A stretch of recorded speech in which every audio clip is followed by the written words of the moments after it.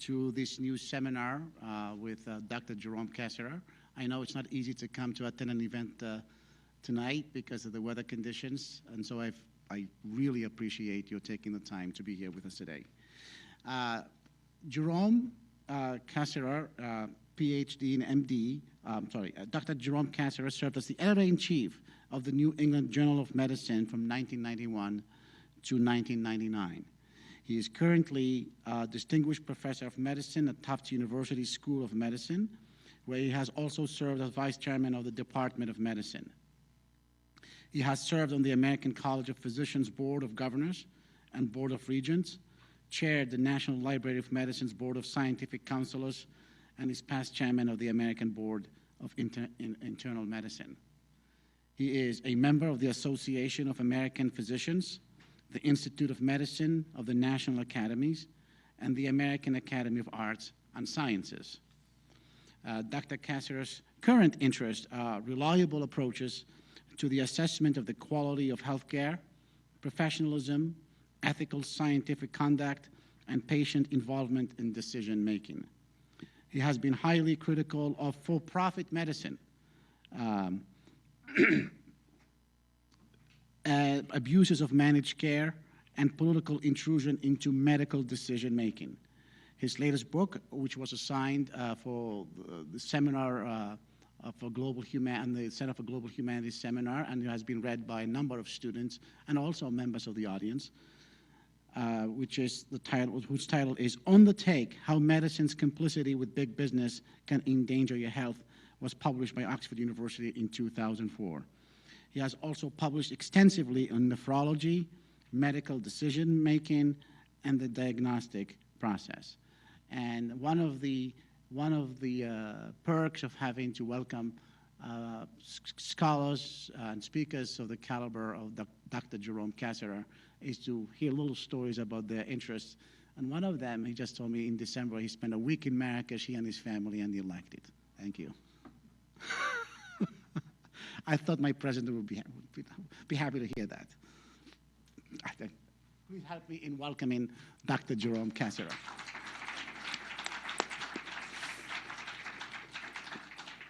Welcome. Thank you,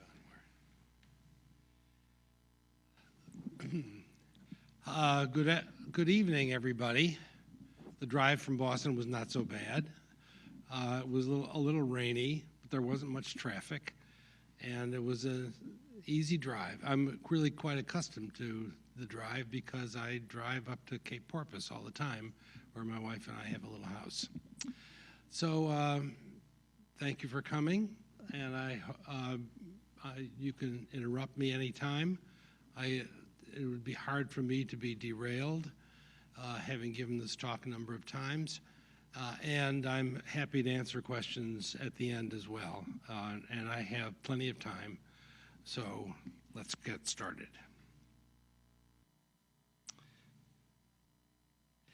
So do you know what your cholesterol is by any chance, or your LDL? And are you trying to lower it? Most people are, at least, yeah, the gray hairs, at least in the audience. And are you taking statins? Do you know about the cholesterol guidelines? And I'll talk about this a little bit more. And do you know who developed them? And lastly, do you trust the advice of the people who developed the guidelines? So let me tell you a little bit about guidelines. Guidelines in medicine are recommendations made by generally an august society, such as the American Heart Association or the American College of Cardiology, and they're made specifically to help doctors make difficult decisions when the evidence around the decision is not quite clear. So what actually happened is that the American Heart Association and the American College of Cardiology got together in one of their rare détentes, and they developed guidelines based on the most recent studies. So guidelines are repeatedly done when there's new data. And the new data were, by the way, it was also the National Institutes of Health that were part of the guideline development, NIH, AHA, and ACC, and they had reviewed these particular double-blind control trials. Now, take my word for it that these are reasonable, evidence-based studies.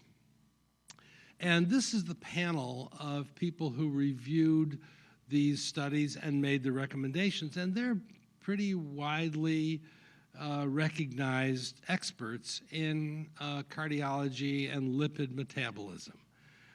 So, you know, we have people like Scott Grundy from Southwestern Medical School, Honey Hockey, who used to be at the University of Minnesota, Richard Pasternak at Man's Greatest Hospital. That's the Mass General, by the way. And so forth. So a lot of very prominent folks who collaborated to write these guidelines that physicians would use in the day-to-day care of patients. And the recommendation was that for people who were high risk, they should eat less, lose weight, exercise more, and take statins. The interesting thing is that at the very same time that the Americans were writing these guidelines, a group of Canadians at the University of British Columbia were also writing the guidelines based on virtually the same studies. And their conclusions were different. They concluded that statins were never proved to prevent heart disease in otherwise healthy people, even with higher than normal risks.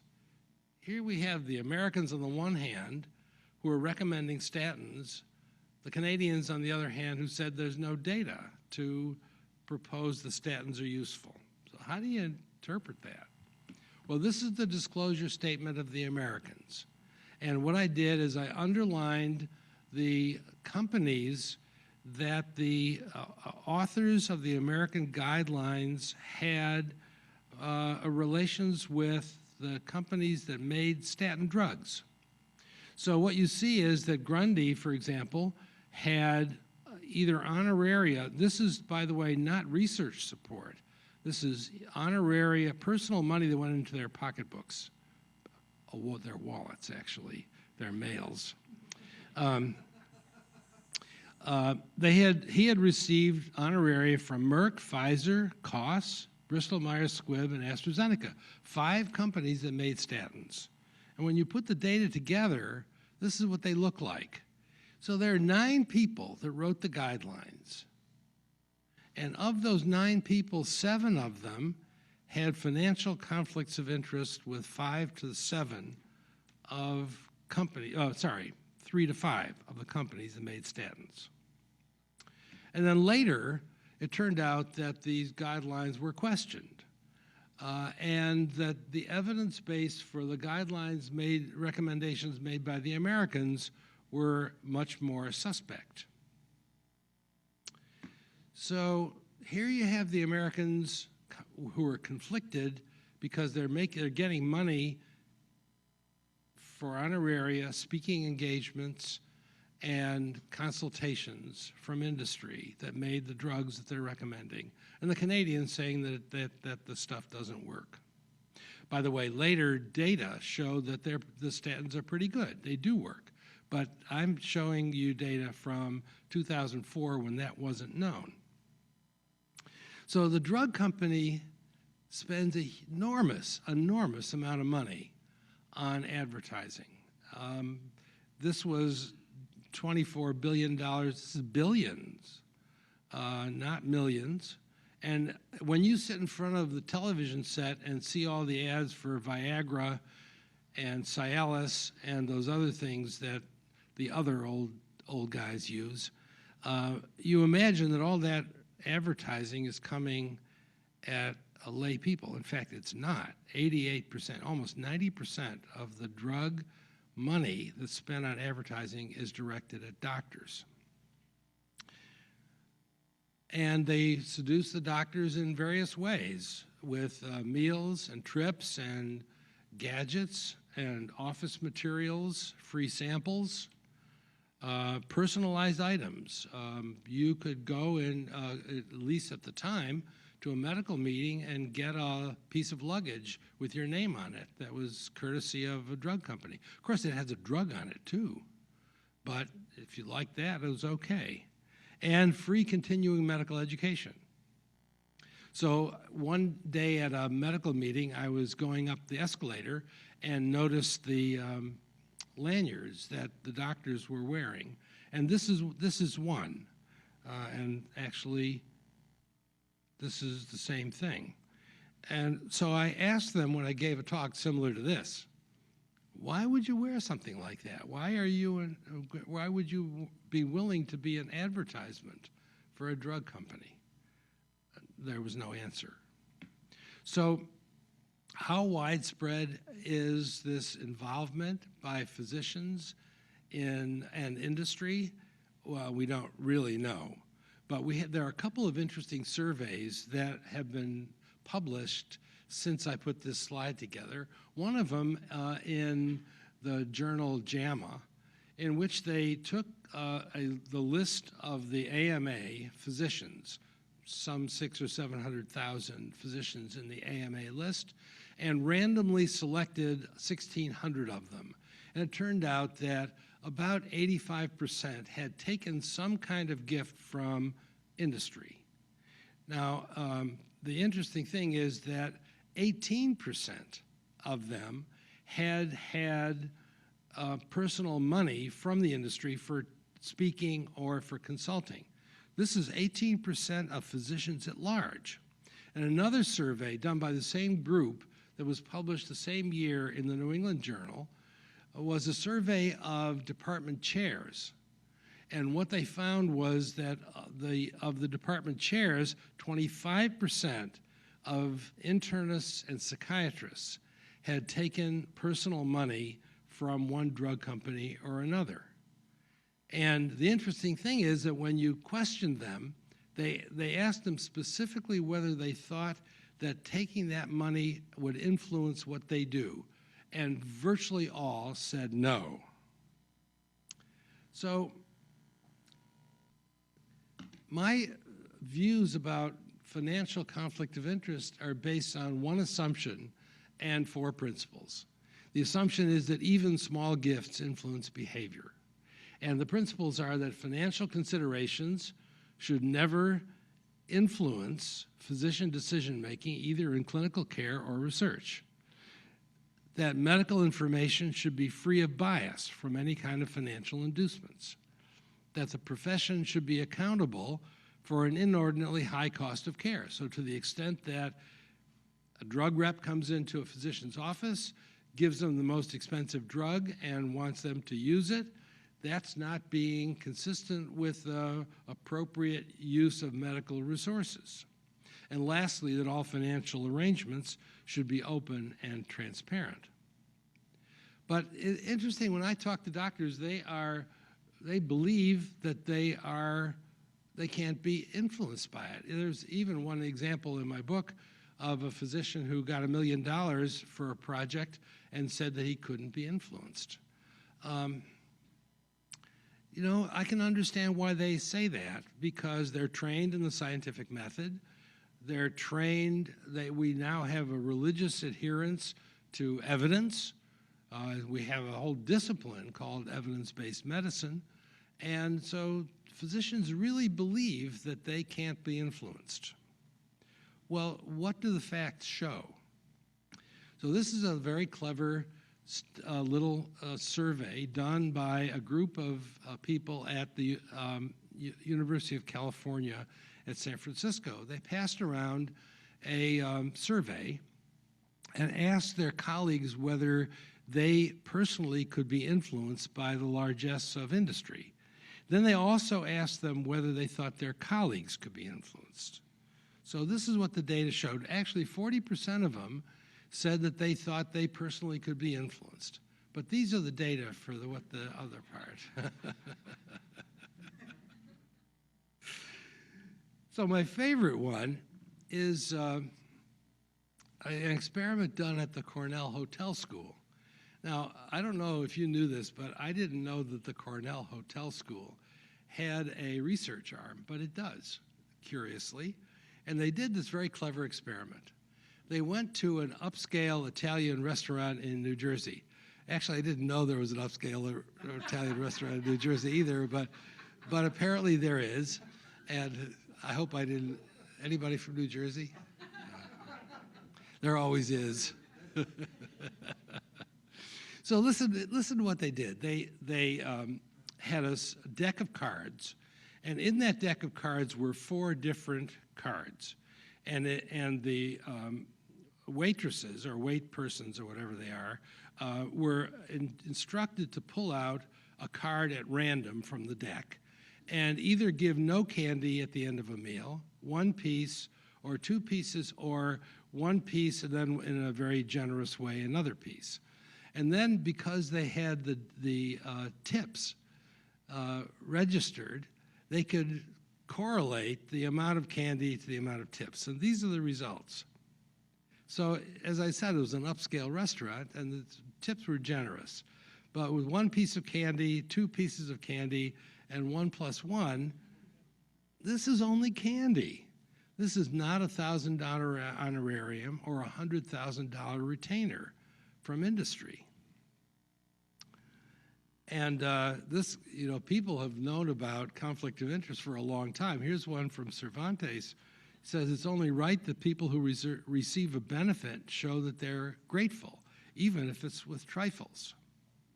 And Oscar Wilde said, I can resist anything but temptation.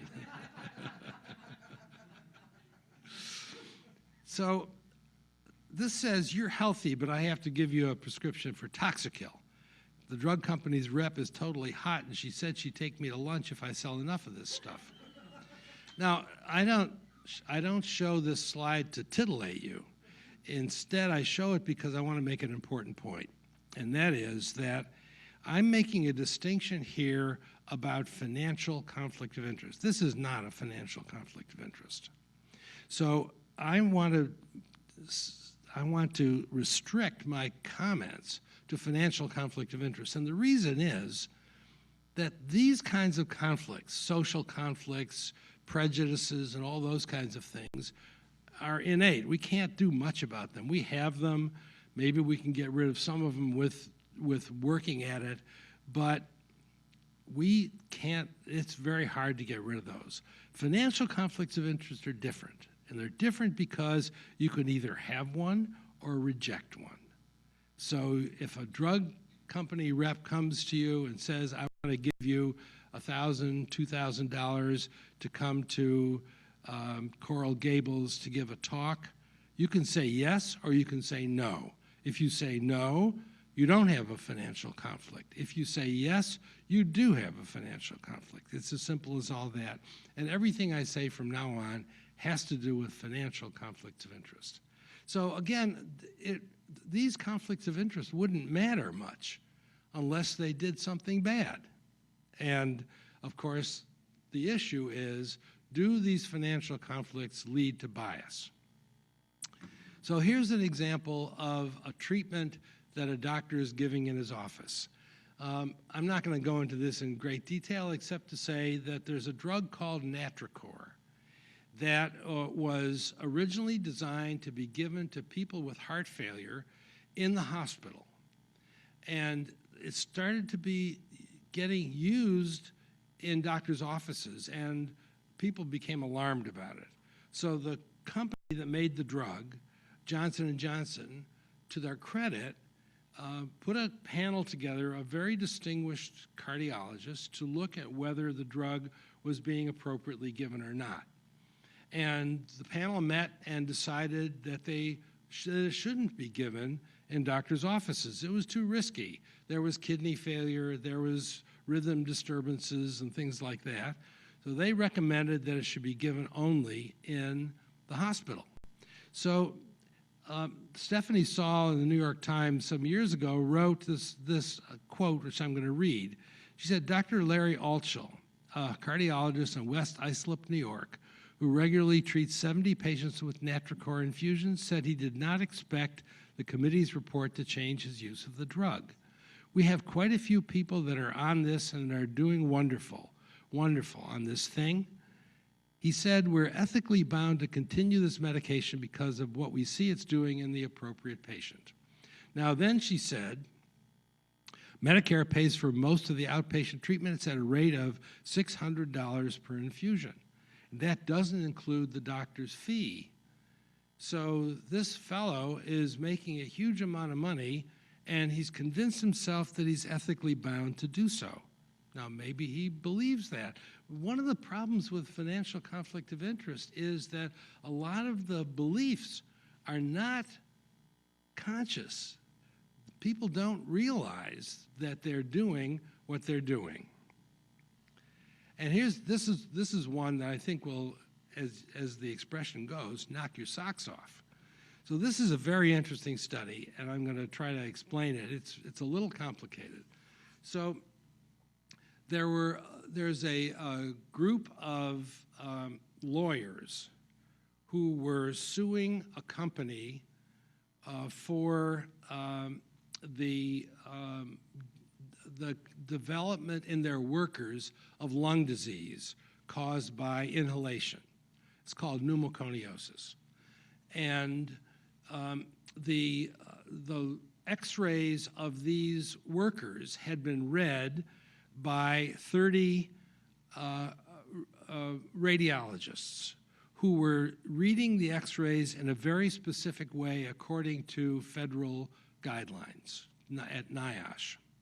So there were 492 abnormal chest x-rays that had been read by 30 radiologists who were working for the lawyers who were suing the company. Okay? So they have a bit of a conflict. And then they had, this group in Sweden had the same x-rays read by 6 radiologists who did not have any connection with the lawyers. And they were independent readers. They all read them the same way. And these are the results. So if you look at the top line and the bottom line, the hirees are the radiologists who were hired by the lawyers to read the films. They thought that there were abnormalities in the lungs 96% of the time. The independents, who didn't know any connection at all, thought that there were only 5%. And the films were read to be normal by none of the hirees, but 38% of the independents. Now, I submit you don't need 3 statisticians from the Harvard School of Public Health to tell you that there's something fishy about these numbers. There is clearly an evidence of, in my opinion at least, of bias in the way x-rays were read. And these are just reading x-rays. And this is a decision made by the FDA that you're probably well familiar with. This had to do with Vioxx. And you may remember back in the old days of 2005 that there was an advisory board of the FDA that voted on whether or not certain of these of these specific drugs, including Celebrex, Vioxx, and Bextra, should be kept on the market. And it was clear that the vote for Celebrex was unequivocal, 31-1, 17 in favor of Vioxx, and 15 opposed. That was really quite close, as it was for Bextra. It turned out that Gardner-Harris did a little investigation and found that the decision was heavily weighted toward the people who had financial ties with industry. So those who had financial ties in the very center bar of the figure voted 9-1 for both to keep on the market, whereas those who had no known ties were virtually split, in fact, on the negative side. And if you had excluded those who had financial conflicts of interest, then Vioxx would not have been kept on the market. Later, by the way, it was removed for different reasons.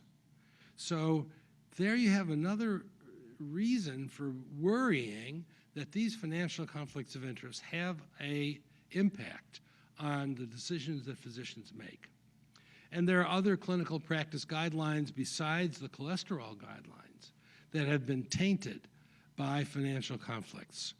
The use of androgens in elderly men, COX-2 inhibitors in the elderly, clot busters for stroke, implantable defibrillators, and so forth. The problem is that when you put a group of people together who have the same background, there's a tendency to think the same. So the military actually has a notion for this called groupthink. It's basically intellectual conformity, and it's called incestuous amplification.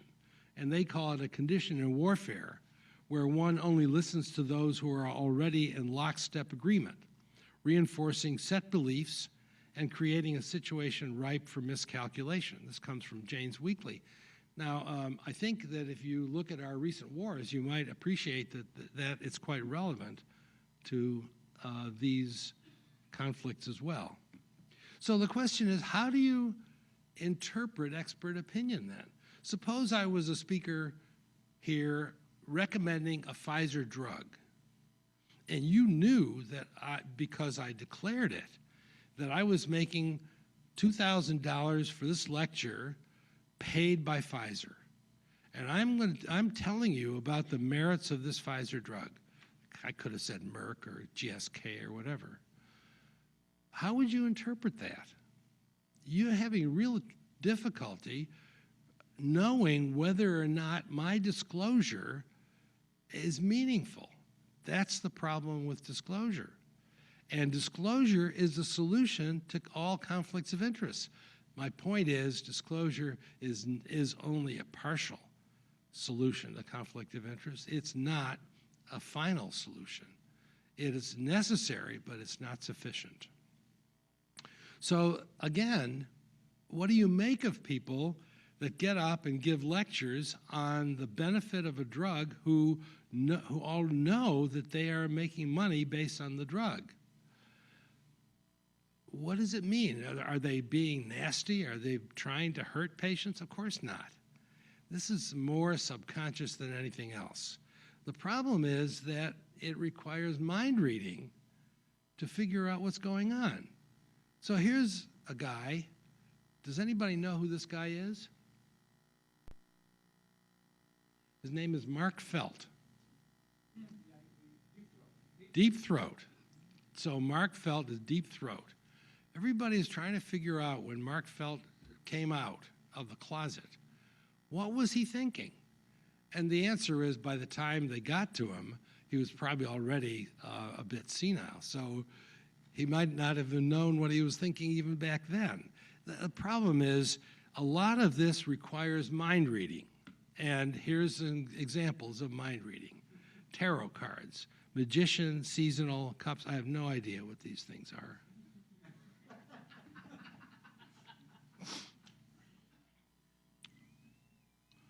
So what do we do about this? Well, I think that if you're going to put panels together to make recommendations for doctors, then they ought to be a lot of independent people and diversity on the panel, not everybody the same.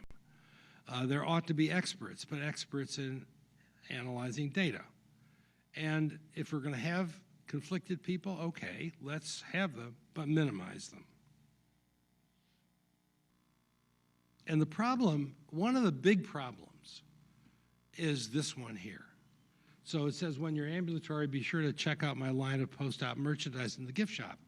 Now, this, when cartoonists start putting out things like this, it means that there's a lack of trust or loss of trust in the medical profession. And of all the things that worry me, it isn't so much that a patient might get the wrong drug or a more expensive drug, although that's a real worry, but that people will no longer trust their doctors. That is a really problematic thing. So going back to the principles I espoused before, I believe that gifts can bias therapeutic choices, that biased information can lead to flawed clinical outcomes, that marketing promotes the latest and the most expensive treatments, that financial arrangements are largely hidden, and that conflicted researchers can endanger patients' welfare. I really didn't talk about that, but I'd be glad to answer questions about it if you like. And finally, that it injures professionalism and the profession and damages the trust between doctors and patients. So when I give talks to physicians, I describe the so-called slippery slope. And I advise them not to take reprints from the drug reps because the reprints they're going to get are likely to be biased. Not to take pens and coffee cups, and not to take even textbooks and stethoscopes, which the AMA allows them to take. No lunches, no pizza, no dinners, and no travel, and no continuing medical education from the drug companies. They should not be on speakers bureaus. They should, I'll skip stock and stock options. And they should not be consultants on marketing issues. However, I have urged physicians to continue to work with industry on scientific issues, because if they consult with industry on new drugs or new devices, that's good for patients. Even let them make money on that as long as it's good for patients. And it's also true of joint research with industry. That, to me, is a good thing, not a bad thing. Now, I wrote the book in 2005, and in 2006, I collaborated with a group of colleagues to write a piece in the JAMA that got a lot of attention and had an impact, I think, on what people have been doing. And I'll tell you a little bit about what has happened since then. In many medical schools, conflict of interest guidelines have been rewritten, and in some medical schools, though very few, physicians are no longer allowed to participate in speakers bureaus. Many institutions have banned free samples with the notion they allow those samples to be brought to the pharmacy, but not to be given off piecemeal by any one of the physicians. Some academic medical centers, many of them, have banned free meals and gifts and have taken the pharmaceutical reps away from the house staff, at least in the halls of the hospitals, even though they go out for dinner with them at night. The most interesting part is the recent addition to the new healthcare law, which requires that as of 2013, all pharmaceutical companies must disclose the gifts that they give to physicians, anything more than $50. So that will now produce a large database for which anyone will be able to search. Well, I hope anyone will be able to search, depending on how complex the database is. And you know about this book, which is now available on Amazon for, I think, $3.15, maybe $4.20, something like that. And so it's really no longer a conflict of interest for me. Thank you very much.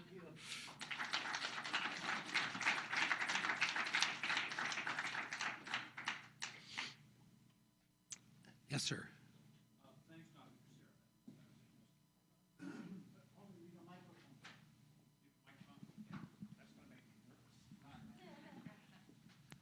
Kassirer. Thanks a lot, Dr. Kassirer.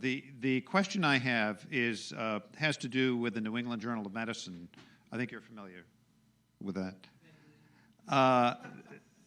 Do they, knowing that advertisements lower the cost of that journal to physicians, has the New England Journal made the decision to no longer have advertisements from drug companies?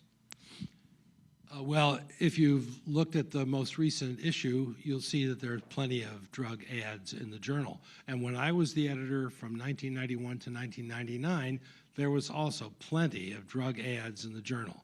So when I joined the editorial staff, when I became the editor, I had a choice, either to say to them, I'm not going to take the job unless you get rid of the ads, or I'll swallow it and take the ads as they were. So I took the job. And you could say, well, you compromised yourself. And, you know, you could make that argument. What we did was to ensure that there was no correlation between anything in the ads and any article in the journal for that week. And the way we did that was we had a front page that was there were ads next to the front page. There aren't any more. So every week we checked that front page to see what the ad was to make sure that it didn't correlate with the first article in the journal. And secondly, we had a certain restriction on the amount of ads per issue and per year. And also the ads are at the beginning and at the end, and they don't mix in as many other journals do. So, you know, we tried to do our best to try to make sure that there was no correlation between an ad, and I never knew what ads were going to be in there, and neither did the ad people know what the articles would be in the journal for that week. It's probably the best we could do. Now, why didn't the Mass Medical Society agree to get rid of the ads? They made a fortune on them. I mean, it wasn't that they paid for the journal. It wasn't that they reduced the price of the journal by taking ads. Is that they made $20 million a year profit on top of it. So to try to get them to give that up was a lost cause. So it's an imperfect system. Absolutely. No question about it. Now, you know, of course, that there are journals now that are online that take no ads. The journal Open Medicine, for example, I'm on the board of Open Medicine, takes no ads and barely makes it on the skin of their teeth because you have to have somebody to do the editing. So you have to pay people to do editing. And the way they're doing it is they are using people who are being paid by universities to edit the journal. And that's not fair either. Other journals are charging page charges because in some way you've got to be able to pay for good editing. Otherwise, all you have is Wikipedia. Now, you know, I'm not saying that Wikipedia is all that bad. It isn't. You know, in fact, even though it's flawed, it's very good. And it was made out of whole cloth. I mean, you all made Wikipedia, and I made Wikipedia. So some of these online sources can be very, very good. Not just Open Medicine, PLOS Medicine is another one, the Public Library of Science Medicine, another one of these journals that have no advertising. And it's a high quality journal. It's only a few years old. Is it referee? Say it again? Is it referee journal? Yeah. Yeah. Yeah. Yes, ma'am. I have one other question. What percentage of medical schools do you think have a lecture such as we just heard tonight as part of their curriculum? Would you give us an estimate of that? Oh, yeah, I think probably almost all do now. That wasn't the case 5 years ago, but now what has happened is that a lot of medical schools across the country have developed courses in medical ethics. And part of the course in medical ethics, among how to talk to patients and what a controlled trial is and everything else associated with that is a conflict of interest. So many medical schools have. I've actually given lectures at many of them. There must be more questions. Could you comment on AMSA's report card system? AMSA's report card system. Refresh my memory. AMSA, the American Medical Student Association. Right. Oh, yeah. Good. Yeah. Can you repeat the question? No, I'll repeat it for him. The question was, what about the policy of the American Medical Student Association's report card? And the answer is that it's very well done. This is the American Medical Student Association is not part of the American Medical Association. It's a completely separate organization, though they get their funds. I don't remember. Do you remember where they get their funds? From dues, yeah. So it's a separate, independent organization, and they rank medical schools according to their conflict of interest policies, and it's pretty good. Yes, sir. I'm still thinking about those Canadians that you started out with, and wondering if they did not have any financial ties. They to had drug none. companies? They had none. None. It's a group called Therapeutics Initiative at the University of British Columbia, and you can actually find them online. They have no financial conflict of interest. As a matter of fact, it's very interesting. I'm glad you mentioned it, because there's a movement in Canada to privatize medicine. I mean, big mistake, I think. Look at the experience we've had. I think some disasters. But in Canada, there's a bill in the legislature to withdraw money from the University of British Columbia because of the Therapeutics Initiative. The initiative is the bill is paid for by the pharmaceutical industry in Canada. So they're trying to get rid of the Therapeutics Initiative because they're basically producing objective material. They don't, and the pharmaceutical companies don't like it. Pretty bad. This may not be a question totally on point, but I'm wondering if you've done any investigation with insurance companies and the conflicts that we are seeing currently with insurance companies and our physicians. I did not hear your question. Let me ask it again.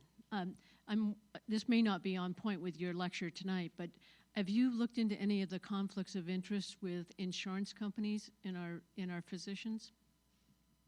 Insurance companies. If I understand your question, is have I looked at the issue of how insurance companies make decisions? No, in terms of how they have conflicts of interest and the way they are influencing our physicians.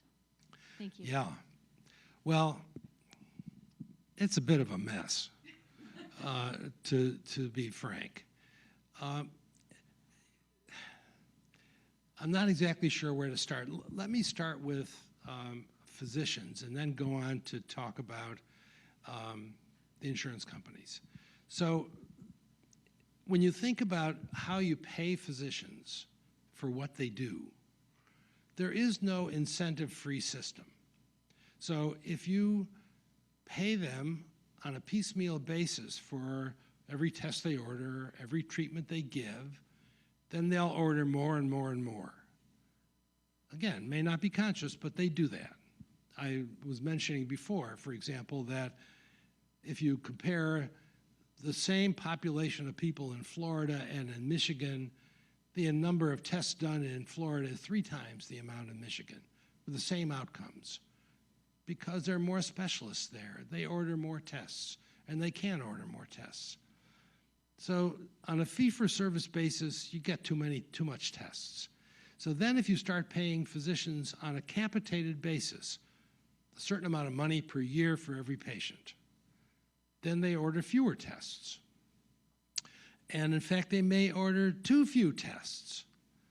And then you could say, well, what about paying physicians on a salary basis? What kind of incentive is there? Well, the incentive there is to go home at 3 o'clock in the afternoon and not do the work. So there is no incentive-free system. So now you take the insurance companies and you ask yourself, what do the insurance companies want to pay for? The answer is nothing. I mean, they want profits. So the less money that they spend on medical care, the better off they are. And so in any kind of system where there's a financial incentive, the only way you can control it is to have some kind of controls over the group, physicians, insurance companies as well. And that's what the big fuss is all about. So we're trying to spend less money on medical care in our country. And the big question, how do you do that? How do you restrict the money that doctors are going to order for patients without the patients thinking to themselves, I'm being cheated, I'm not getting adequate medical care? The same with the insurance companies. So if the insurance companies say, we're not going to pay for sentinel node biopsy in breast cancer anymore because the evidence shows X and Y, some people are going to be very unhappy about that. The use of bone marrow transplantation for breast cancer, a perfect example. So we started out by taking the worst kind of patients, those who were terminal breast cancer patients.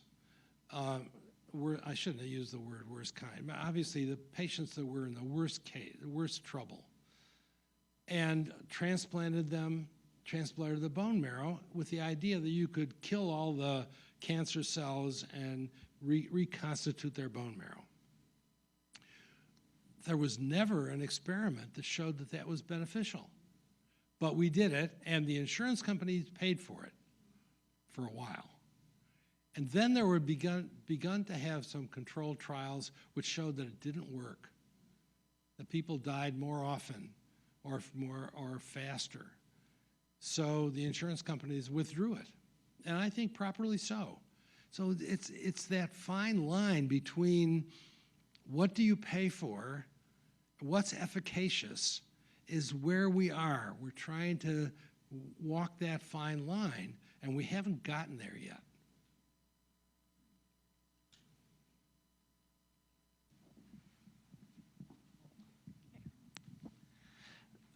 My question is related to some of the data that you had there. I'm not a physician, but I'm a scientist, and so when I saw the results of both the statins study that you talked about, and also I'm trying, it slips me now, another study that'll come to me. But what I'm curious about is how, if everybody's subscribing to evidence-based medicine, let's just assume they all were, all of these very well-educated and respected scientists who are on these panels and such, reviewing these very good studies, how could they possibly have the results that you showed if they're all looking at the same data? That would tell me that either the evidence is so weak, so statistically weak that it's a coin toss, or the problem with ethics is very severe when people's health are at stake. And it was so astounding to see the difference between the Canadian and the American results on the same data, like a chest X-ray. It's either there or it's not, and yet the data there shows that people are seeing things that aren't there. So how do you explain that as a physician? I think you've put your finger on some of the issues already. One point is that the data are not always as clean as you'd like it to be. And in many instances, you just don't have an adequate sample of material to be confident that the data are solid. So there's a difference in interpretation. And that flexibility allows people to see it differently. It's peculiar, but people do see data differently, unfortunately. Part of it is the data themselves. They're not quite as neat as you'd like them to be. In situations where there's a lot of data and the data are solid, there's virtually no difference in the way people interpret it. But where there's a lot of flexibility, it's up for grabs.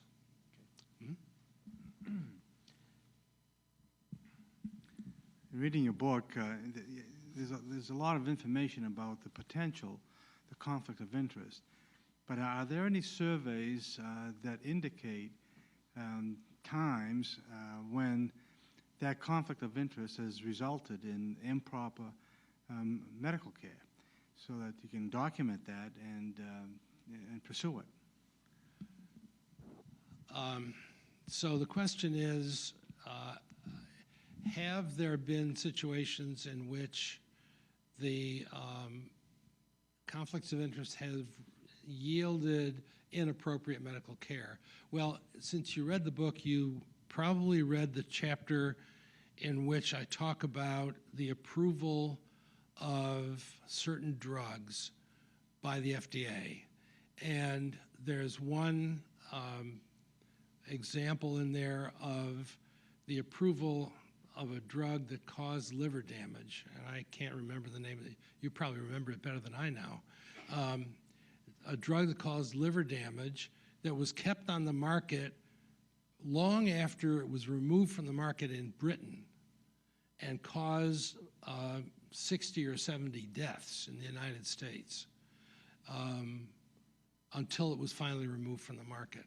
And the panel that voted to keep the drug in the market was heavily conflicted with the company. Just one example. There are plenty of others. Are you getting tired?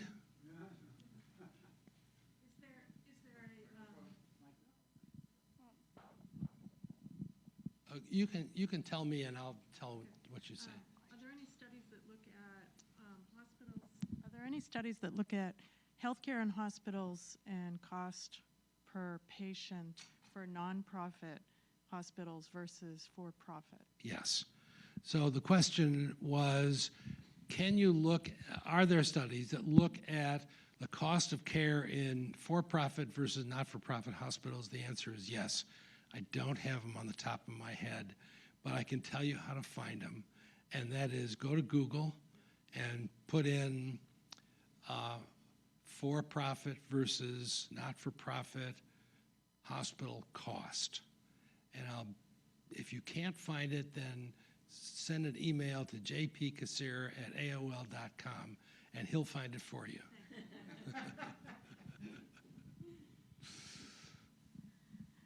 Hi, I work in an outpatient dialysis facility. Where are I'm you? up here. Oh. You work in an outpatient dialysis Correct. facility. Huh? I think it was Vioxx that was one of those for liver damage. That's what they were discovering. That's why it eventually got off the market. One of my recollections. But I was wondering specifically with you, your interest. You said nephrology at the beginning, so my interest was perked. Your interest, and I do work in a facility where the physician asks pharmaceutical reps to leave the building immediately. So I'm very proud of that. But I think one way to influence also is through staffing, because staff are very influenced by what the doctor says, but if the staff themselves get a little education about what the pharmaceutical companies are doing, it really helps them to understand why. Because we've done a tremendous amount of education on our staff to let them have some understanding about what it means for a pharmaceutical rep to come in. The pens are nice, but... So I'm not quite sure I got the gist of your whole question, but it was that the pharmaceutical reps are helpful in educating the staff? Our medical director does that. But I was curious about, you mentioned nephrology at the beginning, what your interest is in nephrology. I trained in nephrology, yeah. Ah, okay. Yeah. So that was your interest. So when I looked at nephrology in 2003, I found enormous numbers of conflicts of interest. And the chair of medicine at Boston University and I went to the American Society of Nephrology, gave a talk, and we were loudly booed at the particular time. They've done a lot better since then. But one of the problems is EPO. EPO is a perfect example of how the pharmaceutical companies have pushed EPO. For those of you who don't know EPO, it's a hormone that stimulates the bone marrow, made by the kidney, stimulates the bone marrow to produce red blood cells. And it's very effective. but the pharmaceutical companies pushed doctors to push the EPO, push it hard, and got the blood counts to such high levels that patients developed hypertension and strokes. Right. And until it was found out that by a study that the drug, that they were pushing too hard, and now they've backed off. But the thing is that the dialysis units made money based on how much EPO they gave. And that's why it was, here's another example. It's a great example. One of my other points was just to educate the staff that are there in offices in particular, maybe not so much in the hospitals, but in outpatient facilities, to educate them about what the pharmaceutical reps are doing, because it's provided a lot of education to staff for us. Yeah, you have to be very cautious about taking the direct advice from the pharmaceutical reps. You have to look at the data yourself. It's hard, but that's what you have to do. Hi. I want to go back, and maybe a little impolitic, but it's something I've puzzled about for 30 years in my career. When you mentioned about the disincentive of a salary for physicians, nurses, social workers, occupational therapists, all the other health professions work typically for a salary. And so I'm curious, it's always been interesting to me that that's been held out, as that would somehow or other be disincentivizing. And, you know, so, and that concerns me. A good question. I can tell you that I was salaried for my entire career. And there are most healthcare workers do their job. My point was that there is no incentive-free system, and some people are influenced by the way they're paid. And I liked it. I liked the idea that I had no incentive to do more or to do less.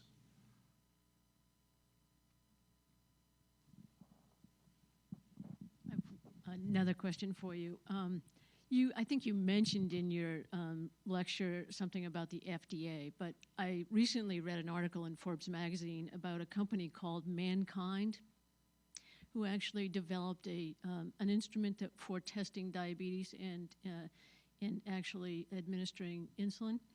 And this company went to the extent of building a plant in Connecticut, hired 400 people. Last week they laid off 300 people because the FDA did not approve this piece of equipment. And I'm just wondering, I mean, if someone had that much confidence, and this person, Mr. Mann, who actually developed this piece, he had at least 3 other things that had been approved by the FDA, but this was not approved. He must have had so much confidence to actually build a plant. The company's actually in California, but they had this production facility in Connecticut. Is the FDA being influenced by other companies who already have something that would do the same job? Well, I just finished reading a 700-page book on the FDA by Daniel Carpenter, who's a professor at Harvard. And if you really would like to understand what the FDA does, that book is really a must-read. It's a huge thing, but by the time you finish this book, you will really understand the complexities of the world in which the FDA lives. They are influenced by Congress, they're influenced by drug companies, they're influenced by patients, they're influenced by medical societies, by patient societies, and they, at the same time, they are trying to balance the risk versus the benefit of the drugs that are referred to them for approval. It's a very difficult job because they have certain standards that they adhere to determine whether or not a drug is beneficial. At the same time, when you begin to use the drug in the community, you sometimes don't see the complications that occur, you may see complications that you haven't seen in a short study. So they're in the catbird seat. They're having incredible difficulty because they're not only in a scientific mode, but in a political mode. And they try their best, I think, to approve drugs that are safe and beneficial. Those are their two mandates. At first it was only beneficial. Now it's beneficial and safe. So I feel bad for people that have lost their jobs when a drug isn't approved. But all I can say is there probably was a good reason why it wasn't approved.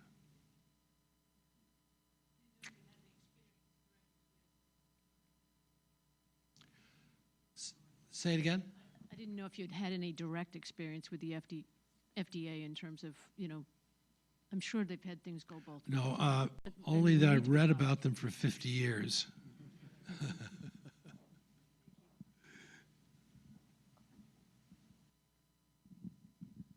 In one of the first lectures at this seminar, Dr. Ford from the University of New England, who does research on water, had talked a little bit about how there's a whole theory that water is the cause of some of the Crohn's and colitis issues that have really increased over the last few years in the Western world. And one of the concerns he has is that all the money from the drug companies goes towards curing people who have those symptoms rather than finding out what the source of that is. And how is it that research money can be put towards finding the source when there's no financial benefit for the drug companies? See, that's a really important question. Not sure where to begin, except to say that the drug companies are in the business of making drugs. They are going to be interested in doing research on something that will produce a profit for them and and money for their stockholders. If I can enlarge your question a little bit, I would say that the issue is, why is it that we spend so much money on treatments and so little on prevention? We've failed to prevent obesity. We've failed to prevent asthma, which now we know is almost certainly related a lot to particulate matter in the air as well as other things. And we have failed to look very carefully at the water supply as well, because I think there are certain areas where it's not just Crohn's disease, but cancer that may have been caused by contaminants in the water. So we just don't have the guts to say we should be spending our money in different ways.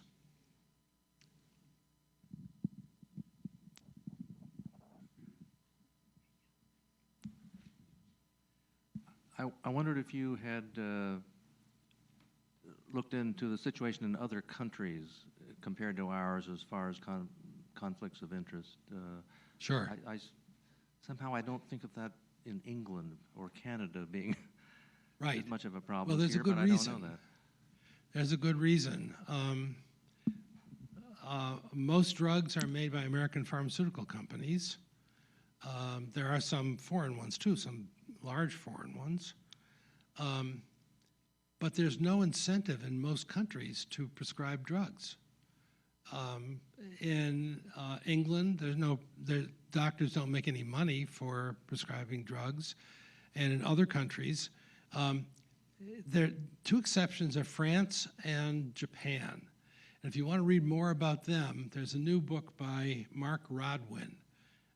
He's in Boston at law school around the corner from me. I can't even think of the name of it. He actually spent time in France and Japan and found that when there's an incentive to prescribe drugs, the drugs are prescribed. But in other countries, like Canada, England, there is no incentive to prescribe.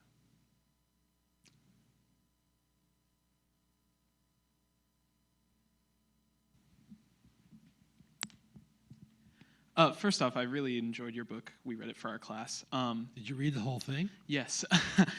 I just had a question. Throughout the whole book, my feeling, and through the lecture, I think it's really important from an educational perspective to focus on the idea of teaching ethics and morals within the profession, but at the same time, in the society that we live in, it's centered on the market and on money and on making money. So isn't the bigger issue, as opposed to ethics and morals, more about the privatization of the medical industry itself? Isn't that the bigger issue? Wouldn't it be more pertinent to spend time, money, and energy on focusing on breaking down the private industry of pharmaceuticals as opposed to teaching people ethics and medicine? Not that ethics and medicine isn't important, of course it is, but... So who would make the drugs? I mean, that's the problem. The government is never going to do enough research to produce the kind of drugs that the pharmaceutical industry produces. So the incentive of producing a blockbuster drug is a big thing that allows the drug company to invest a lot of money. $200 billion on a drug that sometimes, as pointed out earlier, fails. So the private industry has to do it. And so the issue for me is how to control private industry in a way that they don't do things that are counterproductive for the health and welfare of patients. So I think you've probably heard enough. Thank you very much.